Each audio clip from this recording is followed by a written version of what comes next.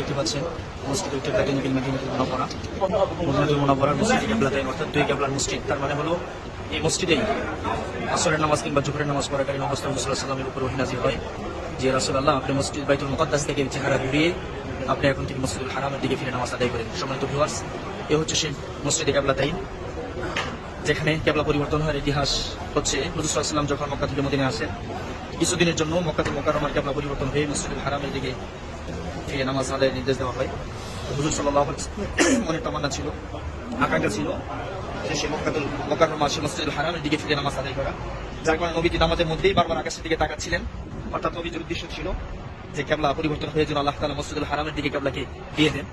এই জন্য নবীজি বারবার নামাজের মধ্যেই চেহারা আকাশের দিকে উঠাচ্ছিলেন। আর আল্লাহ তাআলা তো বুঝতেছেন যে নবীজির মনের ইচ্ছা কি যেন কেবলা পরিবর্তন হয়ে বাইতুল মুকাদ্দাস ফিলিস্তিনের মসজিদ থেকে পরিবর্তন হয়ে যেন বাইতুল্লাহ শরীফের দিকে করে দেওয়া হয়। এই জন্য আসর নামাজের মধ্যে আল্লাহ তাআলা ওহী নাযিল করে দিয়ে হযরত জিবরাইল দিয়ে পাঠিয়ে দিয়ে